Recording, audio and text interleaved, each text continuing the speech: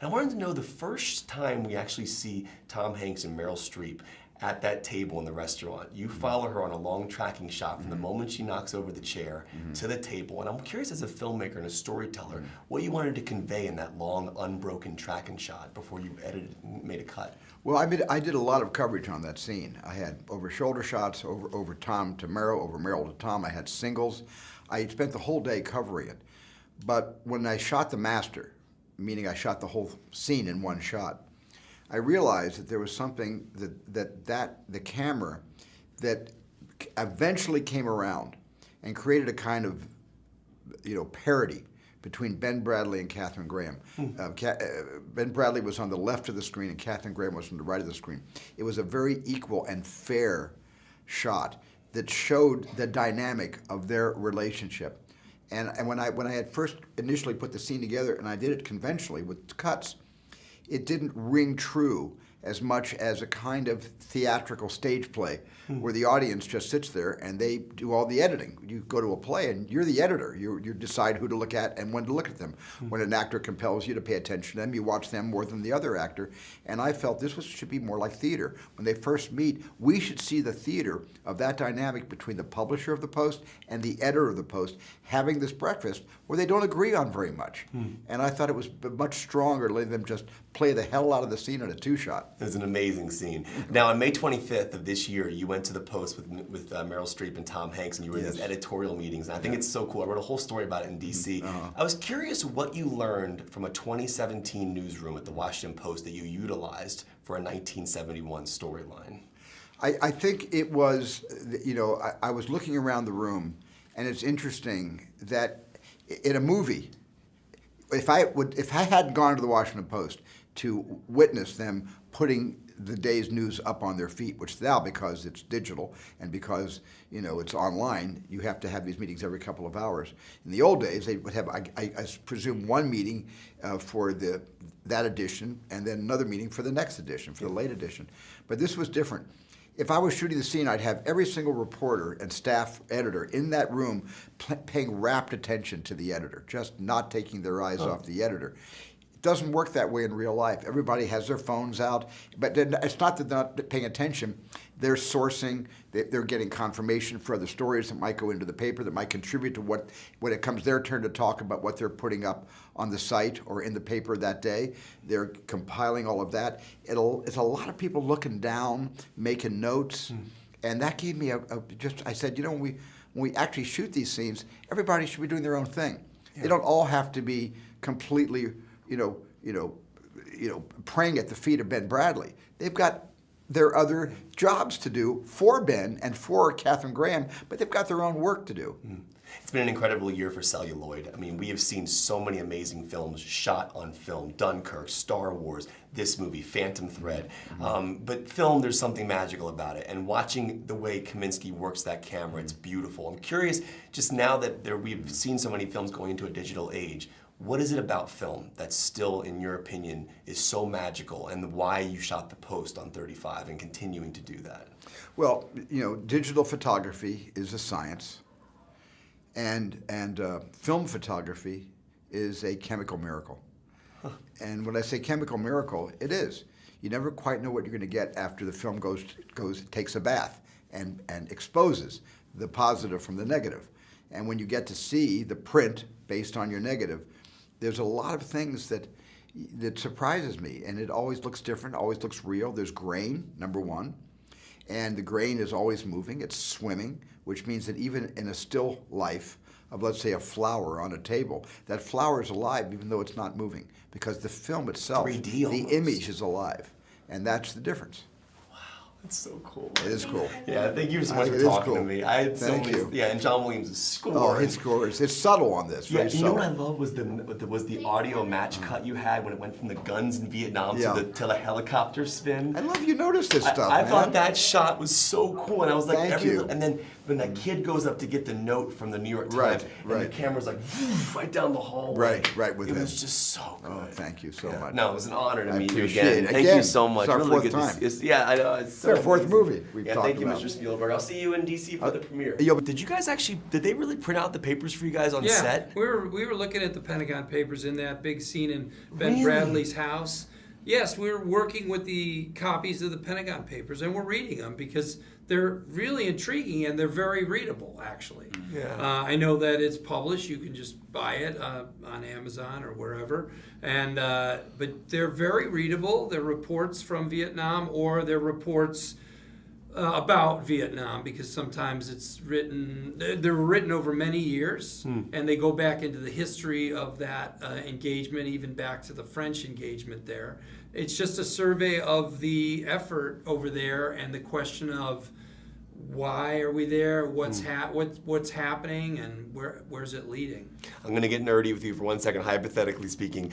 I just, for some reason, I want to see Saul walk into that scene as a lawyer, as Jesse Plemons' character, who's obviously also in Breaking Bad. What do you think Saul's advice would have been about publishing the papers? Oh, hell yeah. I mean, Saul would have been, let's go. I think, not for the right reasons. Because it'll blow us up. We're going to be we're going to be in the press because we're doing this. Let's go to jail.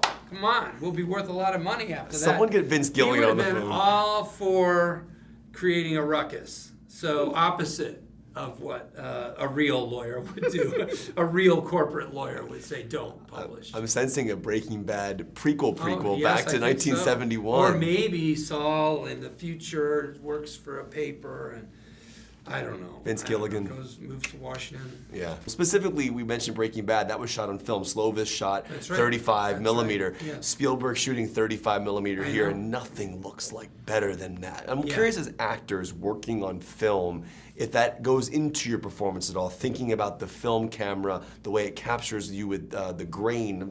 As actors, what do you feel I mean, about that? I can't alter my physical presence too much. Yes, you can. A little bit, but not too much to adapt Sure. to something like that. It's a wonderful thing to shoot on film. I love film for the reasons that Stephen delineated the other night. That film is alive. It's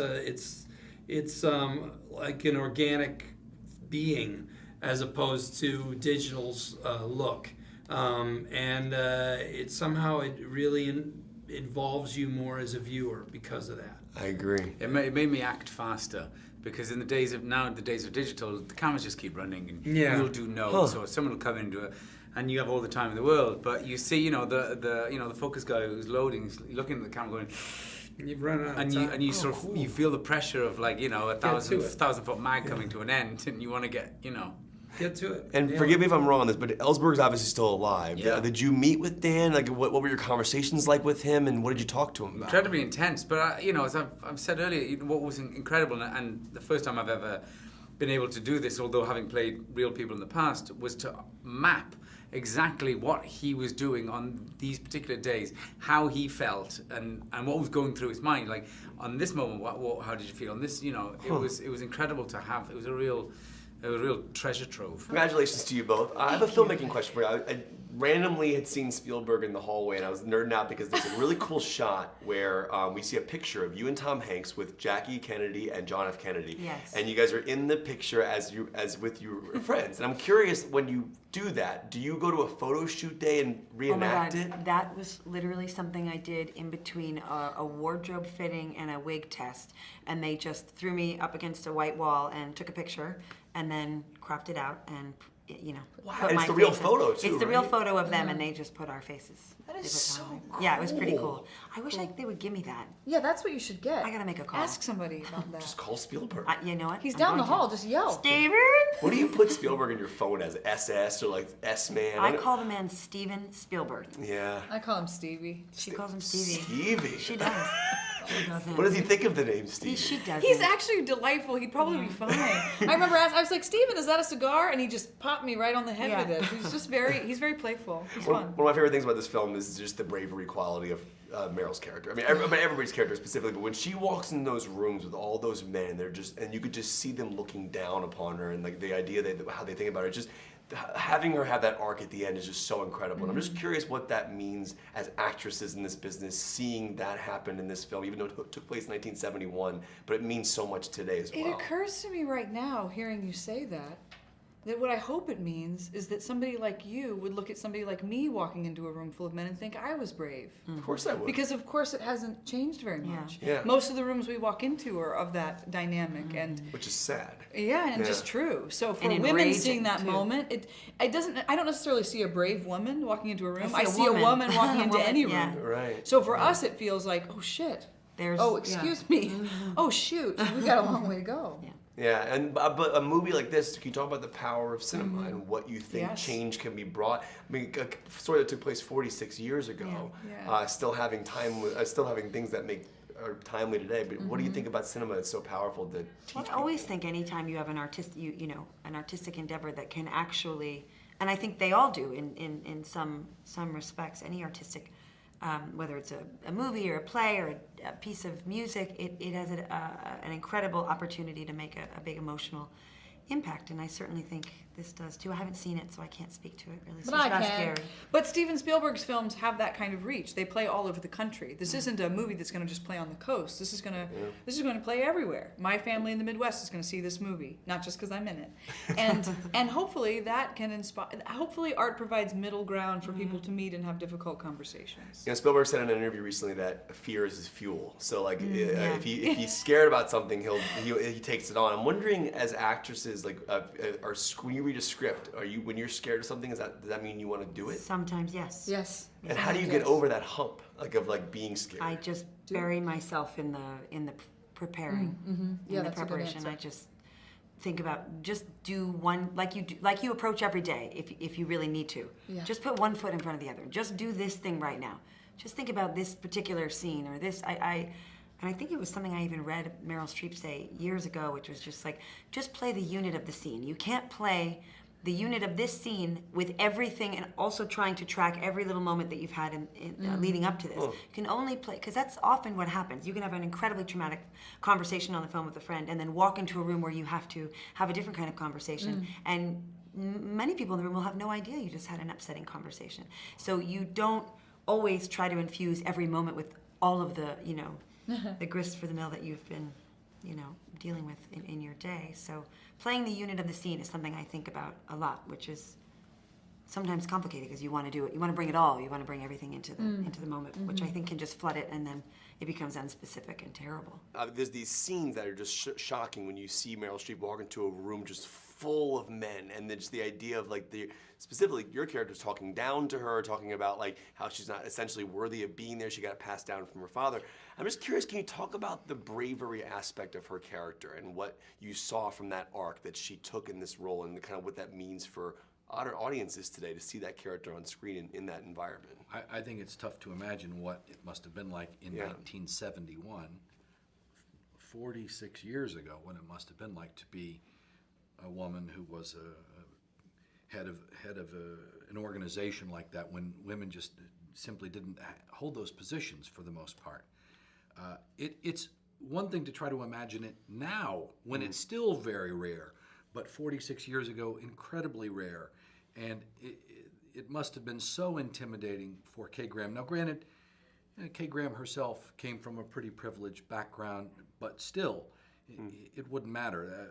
I've heard Meryl herself talk about how some of that insecurity was really baked into the character of Kay, and perhaps a lot of women in that time, which is where so much of that uncertainty comes from. I think it was something I responded to immediately in the script. This is she's a reluctant hero.